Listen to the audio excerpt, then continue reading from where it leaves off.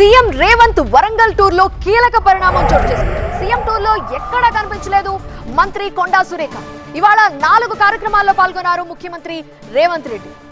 ఒకటి మేడారం పనుల పరిశీలన, రెండోది పంచాయతీరాజ్ శాఖ రోడ్లకి పైలాన్ ఆవిష్కరణ, మూడోది ములుగు కలెక్టరేట్ ప్రారంభం, నాలుగోది పరకాలలో అభివృద్ధి పనుల ప్రారంభం. ఈ 4 కార్యక్రమాల్లో ఎక్కడా కనిపించలేదు మంత్రి కొండా సురేఖ. వర్గ విభేదాల కారణంగానే దూరంగా ఉన్నట్టు రాజకీయ వర్గాల్లో చర్చ జరుగుతోంది. వచ్చే అసెంబ్లీ ఎన్నికల్లో రేవూరి ప్రకాష్ రెడ్డిని ఆశీర్వదించాలంటూ పరకాల సభలో పిలుపునిచ్చారు ముఖ్యమంత్రి రేవంత్. మళ్ళోసారి వచ్చే ఎన్నికల్లో కూడా మా ప్రకాష్ అన్న అత్యధిక మెజారిటీతో ఇక్కడి నుంచి మీరు ఆశీర్వదిస్తారని చెప్పి నాకు సంపూర్ణమైన విశ్వాసం, నమ్మకం కలిగింది.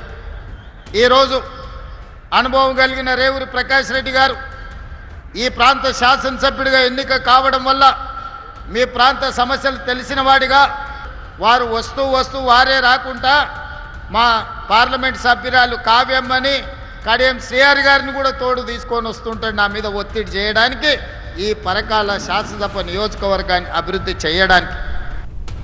సో విన్నారుగా, ముఖ్యమంత్రి స్వయంగా చెప్పారు రేవూరి ప్రకాష్ రెడ్డి పోటీ చేస్తారని. అయితే పరకాల నుంచి వచ్చే ఎన్నికల్లో ఎమ్మెల్యేగా పోటీ చేస్తానని ఇప్పటికే కొండా సురేఖ కూతురు సుష్మితా పటేల్ ప్రకటించారు.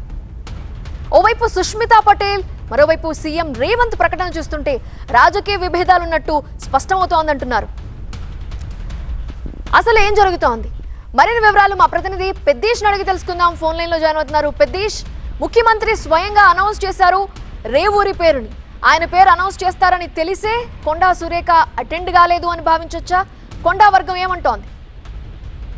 సీఎం ప్రకటన ఇది యాక్సిడెంటల్ గా జరిగినట్లయినా అక్కడ స్పష్టమవుతుంది. కానీ కొండా సురేఖ ఈ రోజు ఆ ముఖ్యమంత్రి పర్యటన, అధికారిక పర్యటనలో ఎక్కడ కనిపించకపోవడం, ముఖ్యంగా ఆమె శాఖకు సంబంధించి దేవాదాయ శాఖ మంత్రిగా ఆమె ఉన్నారు. సో ఆ దేవాదాయ శాఖ మంత్రిగా ఆయన మేడారం వచ్చిన సందర్భంలో దేవాదాయ శాఖ మంత్రిగా మరి రిసీవ్ చేసుకోవాల్సి ఉంటుంది. కానీ ఆ కార్యక్రమానికి కొండా సురేఖ రాకపోవడం అనేది కొంత చర్చగా మారింది.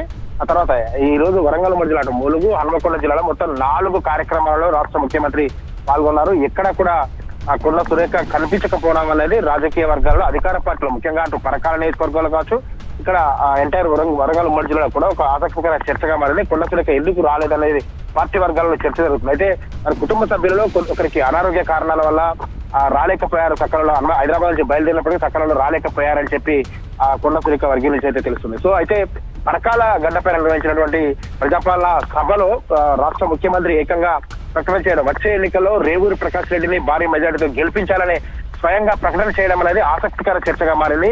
మరింత ఆసక్తి రేపుతుంది. ఎందుకంటే ఇప్పటికే కొండా సురేఖ తనయురాలు, కొండా సురేఖ వారసురాలుగా ప్రకటిస్తున్నటువంటి కొండా సుష్మితా పటేల్ ను పరకాల నుంచి పోటీ చేయిస్తాం, పరకాల నుంచి ఇప్పటికే వాళ్ళందరూ లైన్ క్లియర్ చేసుకుంటున్నారు, పరకాల నుంచి కొండా సుష్మితా పటేల్ పోటీ చేస్తుందని చెప్పి, చిట్టక్క పోటీ చేస్తుందని చెప్పి ఇప్పటికే వాళ్ళందరూ గ్రౌండ్ వర్క్ చేసుకుంటారు. అటువంటి సమయంలో రేవూరి ప్రకాష్ రెడ్డి పేరును స్వయంగా రాష్ట్ర ముఖ్యమంత్రి బహిరంగ సభలో ప్రకటించడం అనేది ఇప్పుడు రాజకీయ వర్గాల్లో ఒక్కసారిగా హాట్ చర్చగా మారినటువంటి పరిస్థితి కనిపిస్తోంది.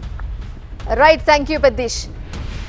సో ఇప్పటికే కొండా సురేఖ తమ కూతురు సుష్మితా పటేల్ అక్కడ పోటీ చేస్తారు పరకాలలో అని ప్రకటించారు. కానీ ఈ రోజు జరిగిన పరకాల బహిరంగ సభలో స్వయంగా ముఖ్యమంత్రి రేవంత్ రెడ్డి వచ్చే అసెంబ్లీ ఎన్నికల్లో రేవూరి ప్రకాష్ రెడ్డిని ఆశీర్వదించండి అంటూ పరకాల సభలో పిలుపునిచ్చారు.